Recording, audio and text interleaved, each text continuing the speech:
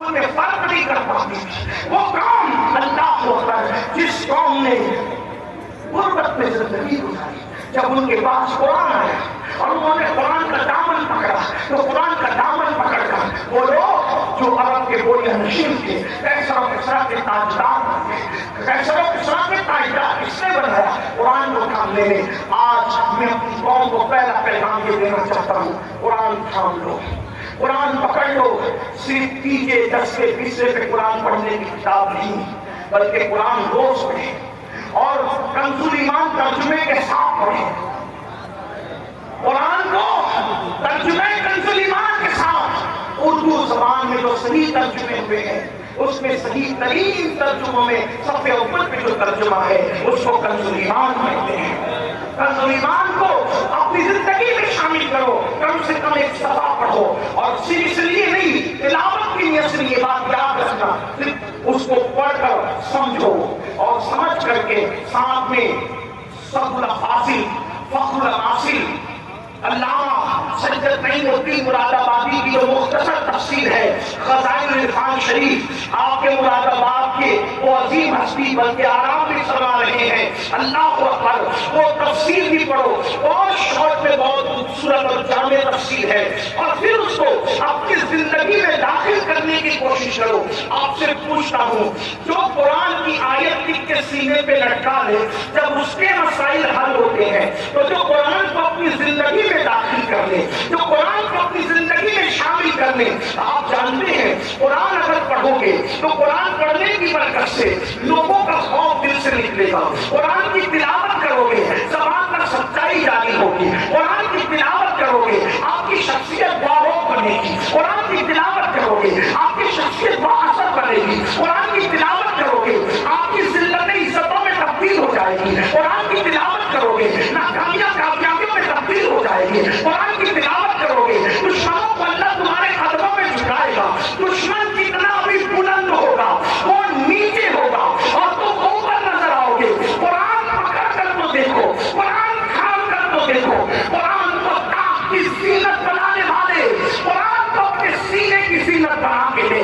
قرآن کو تاپوں میں رکھنے والے اور دستان میں لپیٹ کر بند کرنے والے اس کو اپنے دل میں بند کر کے دے. قرآن مقدس کو سچے دل سے تھام کے دیکھو. انشاءاللہ جب دشمن مغلوب ہوگا آپ کو غلبہ نصیب ہوگا. وقت کی حکومتیں تمہارے قدموں میں گرتی نظر آئے گی. ایک بار قرآن پکڑ کر دیکھو، قرآن تھام کے دیکھو. سب کی کتابیں پڑھنے والوں رب کی کتاب پڑھ کے دیکھو. سب کی کتابوں میں دل دینے والوں رب کی کتاب کو دل دے کے دیکھو. میرے آقا فرماتے ہیں زمین پہ کھڑے رہنے والے کو آسمان کے تارے چمکتے نظر آتے ہیں، مگر آسمان والوں کو وہ گھر ستاروں کی طرح چمکتے دکھتے ہیں. جس گھر میں قرآن کی تلاوت ہوتی ہے، جس گھر میں تلاوت نہ ہو وہ گھر ویران قبرستان کی طرح ہے. قرآن کو پکڑو، اس لیے کہ قرآن ادنا کو اعلیٰ کر دیتا ہے، قرآن بلند کر دیتا ہے، قرآن عزت دیتا ہے، قرآن عروج دیتا ہے، قرآن کامیابی دیتا ہے، قرآن کامرانی دیتا ہے. اللہ اکبر، قرآن اللہ کی کتاب ہے، قرآن کلام اللہ ہے. اللہ اکبر، یہ اللہ کی نازل کردہ کتاب ہے. جس نے قرآن پڑھا اس کی زندگی سنور گئی. اور میرے آقا نے 23 سال کی قلیل مدت میں جو انقلاب برپا کیا تھا وہ قرآن کا انقلاب تھا، قرآن کی تلاوت کا انقلاب تھا، تعلیم قرآن کا انقلاب تھا. ایک روایت دل کے کانوں سے سن لے. ایک شخص ہے جن کا نام حضرت طفیل ہے، حضرت طفیل ابن عمرو دوسی ہے. اللہ اکبر، وہ مکہ المکرمہ آئے. توجہ کرنا میرے نوجوانوں، جو بوڑھے ہیں انہوں نے تو دنیا دیکھ لی ہے. اے جوانوں، اب دنیا کے چیلنجز کا مقابلہ ہمیں کرنا ہے. ہمیں قرآن تھامنا ہے، قرآن لے کر آگے بڑھنا ہے. قرآن کی طرف آؤ. اللہ کے نبی نے قرآن کی طرف بلایا، نہ عرب کی طرف بلایا، نہ عجم کی طرف بلایا، نہ سیاہ کی طرف بلایا، نہ سفیدی کی طرف بلایا. میرے آقا نے نہ خطے کی طرف بلایا، نہ قبیلے کی طرف بلایا. حضور نے قرآن کی طرف بلایا.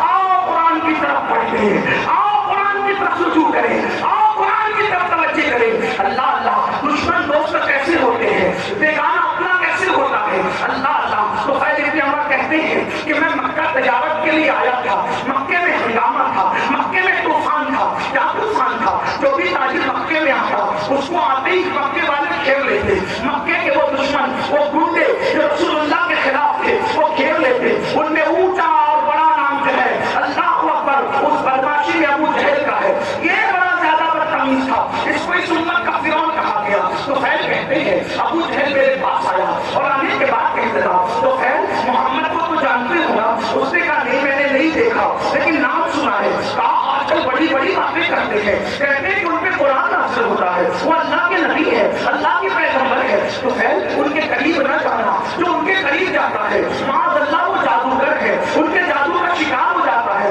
تو نے بھی قریب نہ جانا ورنہ تو جادو کا شکار ہو جائے گا، تو اپنے مذہب سے بدسر ہو جائے گا، تو اپنے مذہب سے دور ہو جائے گا۔ تو فیل کہتے ہیں ابو جہل نے اتنا خطرناک پروپیگنڈا کیا، یاد رکھنا اس بھی دشمن ہمیشہ پروپیگنڈے سے کام لیتا ہے، لیکن اہل حق کو پروپیگنڈے سے کبھی گھبرانا نہیں چاہیے، بلکہ جو حق والے ہیں ان کو پروپیگنڈے کی طرف توجہ کرنے کی ضرورت نہیں، ہمیشہ اس بھی دشمن